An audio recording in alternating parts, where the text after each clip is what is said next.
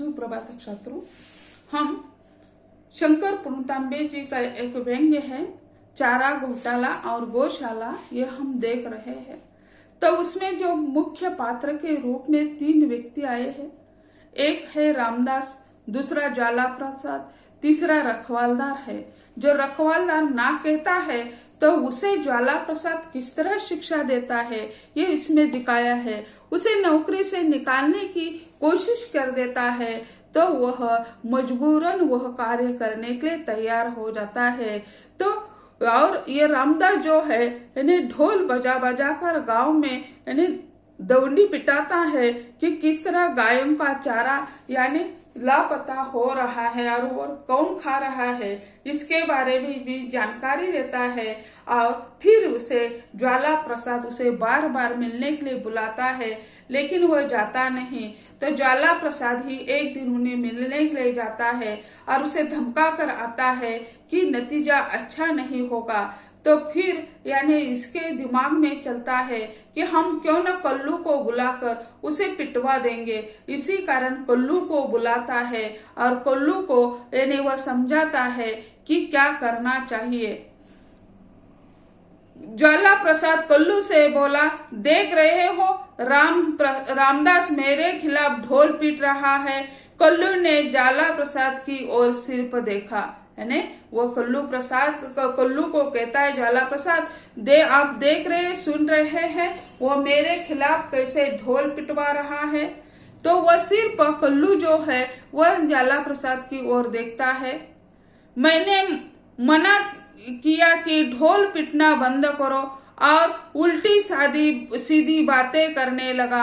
कल्लू तुम्हारे रामदास की मरम्मत करनी है, बिना मरम्मत के यहाँ रास्ते नहीं आएगा।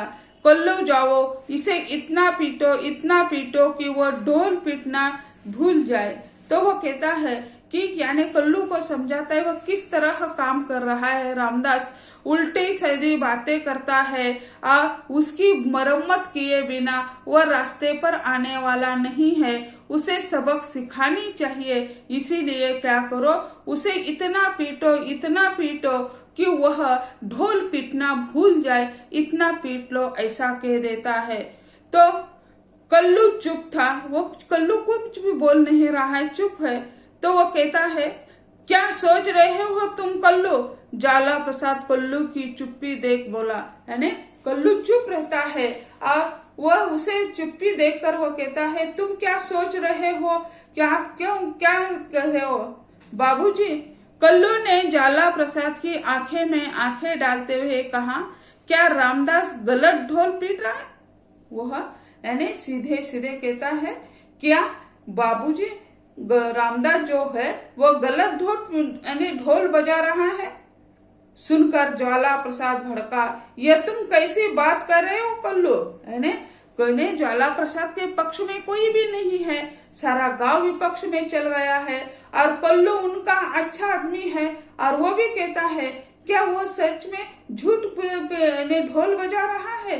तो वो कहता है तुम क्या कह रहे हो कल्लू, यह तुम भी कैसी बात कर रहे हो बाबूजी।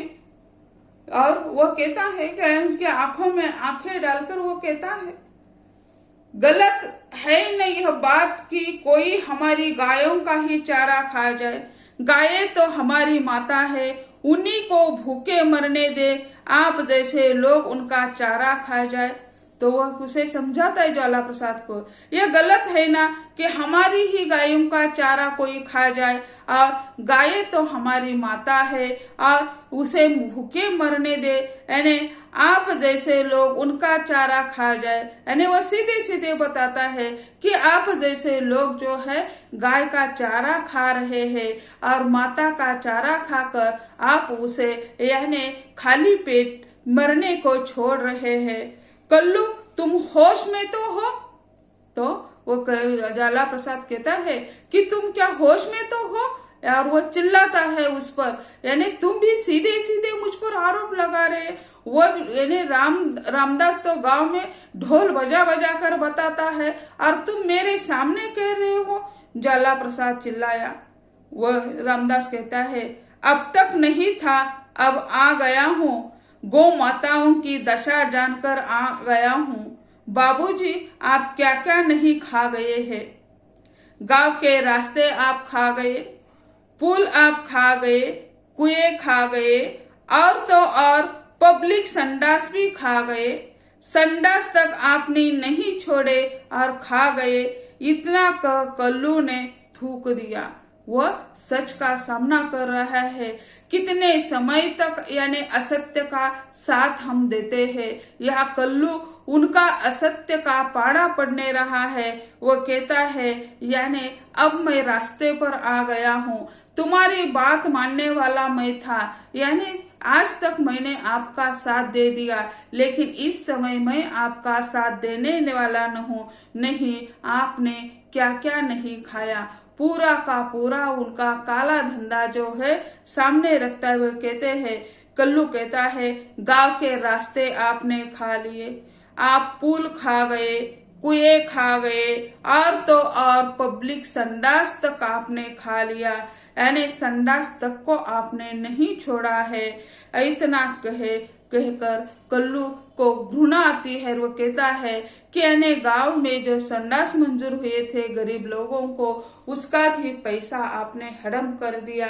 थू है ऐसे कार्य पर, ऐसा कहता है। ज्वाला प्रसाद को लगा जैसे कल्लू उस पर थूका है, तो एकदम गरज कर बोला, कल्लू, मैं तुम्हें हवालात में बंद करा सकता हूँ, समझे। तो वह उन्हें बहुत गुस्सा आया, बहुत उनका अपमान हो गया। तो यानी सारी करतूतें उनके सामने रख दी है। उसे मोह माया उन्होंने जमा कर दी है, और उसे वो कहता है कि कल्लू, यानी ये तो सारी बातें आपको पता है, लेकिन मैं क्या करूंगा, आपको हवालात में बंद कर दूंगा, समझे आप। तो वो कहता है कल्लू निर्भय बन गया है। कर दीजिए बाबूजी, हवालात में बंद करा दीजिए। कल्लू ने कहा, हमने आपके अब तक कई गलत काम किए, रामदास को निपटने का बिल्कुल नहीं करेंगे। रामदास ढोल क्या पिटता है जैसे वह हम लोगों को जगा रहा है। तो वो कहता है बाबूजी, आप चाहे जो चाहे कर दीजिए, हमें हवालात में बंद कर दीजिए। हमने आपको अब तक साथ दिया, इसके आगे हम आपको यानी साथ नहीं देंगे, और रामदास को बिल्कुल हम पीटेंगे नहीं है। रामदास क्या ढोल पिटता है जैसे वह हमें ढोल पिटाकर सचेत कर रहा है, बुरे करतूतों का साथ देने से हमें रोक रहा है, और हम क्यों यानी आपके साथ रहे, ऐसा वो कह देता है। इसके बाद कल्लू उठ खड़ा हुआ और बोला, मैं चला। तो इसके बाद वो कहता है कि मैं चला, मुझे अब किसकी जरूरत नहीं है। आपको जो कुछ करना है कीजिए, आपको जो कुछ करना है, मुझे हवालात में बंद करना है या रामदास को हवालात में बंद करना है, कर दीजिए। मैं रामदास के साथ हूँ, रामदास के विपक्ष में मैं जाने वाला नहीं हूँ, उसे पीटने वाला भी मैं नहीं हूँ। आपको जो करना है कर दीजिए।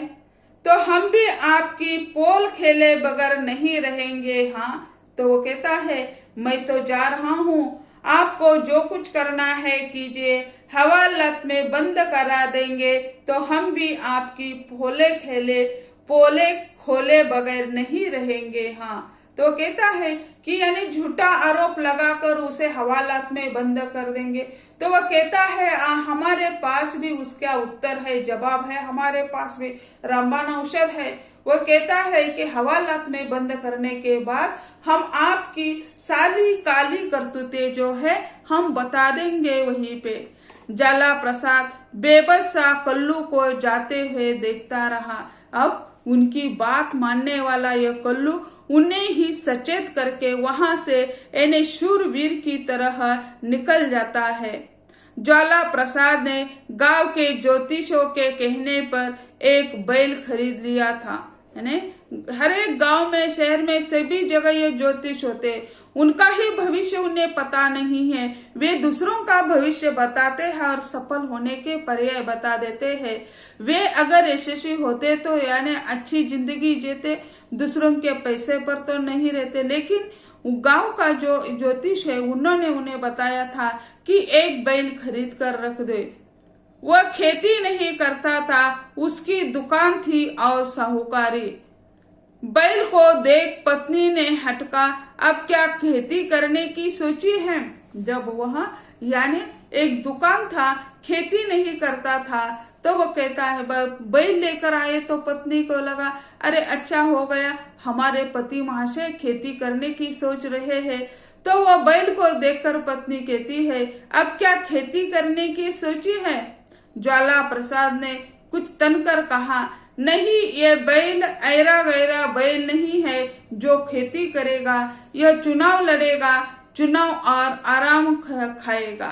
तो वो कहता है नहीं, ये कोई ऐरा गैरा बैल नहीं है जो खेती करेगा। साधारण जो बैल होते हैं तो वो खेती करते हैं, ऐसा उनका मानना है, क्योंकि ज्योतिष ने कहा है, इसी कारण वो बैल लेकर आ गया है। वो कहता है ये कोई ऐरा गैरा बैल नहीं है जो खेती करेगा, वह आराम से रहेगा और वह चुनाव लड़ेगा और आराम से खाएगा। आराम ही खाएगा या हराम का।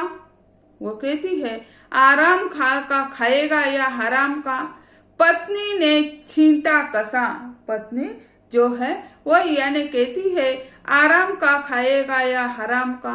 हमारे यहाँ दो प्राणी तो आराम और प्राणी ही तो आराम और दूसरा गधा जो कपड़े नहीं ढोता है ने। हमारे यहाँ तो दो प्राणी ही है, एक आराम और दूसरा जो गधा है वह गधा कपड़े नहीं धोता है। हे भगवान, अब चुप भी रहोगी तुम। तो वह पत्नी से कहता है तुम भी तो चुप रहोगी या ऐसे ही ताना मारती रहोगी। यानी गांव में तो चल रहा है सब कुछ, और या घर में आया तो घर में कल्लू के साथ झगड़ा हो गया, और तुम भी यानी हमारे साथ झगड़ा कर रही है, तुम भी तो चुप रह सकोगी क्या। पंचायत के जो चुनाव हुए उसमें ज्वाला प्रसाद ने अपना चुनाव चिन्ह बैल रखा, उसके प्रतिस्पर्धी का चिन्ह था गधा। यानी चुनाव चल रहा था और चुनाव में ज्वाला प्रसाद ने जो अपना चिन्ह रखा वह था बैल, और उनके विरोधी दल जो पक्ष थे उनका वो चिन्ह था गधा। पत्नी बोली क्या गधे के मुकाबले बैल मैदान मार लेगा। तो वो कहती है पत्नी गधा से क्या यह लड़ेगा क्या बैल तुम्हारा, यानी क्या गधे को छोड़कर लोग तुम्हें वोट दे देंगे, तुम जीत जाएंगे। तो अरे ज्योतिषी के कहने पर ही तो मैंने चुनाव चिन्ह बैल चुना है और अपना वो बैल खरीदा है। तो ज्योतिष के पूछने पर वह ज्योतिष के सलाह से ही उन्होंने अपना चुनाव चिन्ह बैल रखा था, और उनके कहने पर ही उन्होंने वो बैल खरीदा था। और वो कहता है वो अपना बैल जो नया है वो उसके कहने पर हमने खरीद लाया है। अब क्या जमाना बदल गया है, जो गधे नहीं बैल चुनाव जीतेंगे। पत्नी ने व्यंग्यबान छोड़ा। ज्वाला प्रसाद ने कोई जवाब नहीं दिया। वो कहती है कि अब चुनाव किसका होता है, मनुष्यों का, और उसमें चिन्ह क्या होते हैं, बेचारे जानवर, एक का गधा दूसरा का बैल। तो वो कहती है अब क्या जमाना बदल गया है, जो गधे नहीं बैल चुनाव जीतेंगे।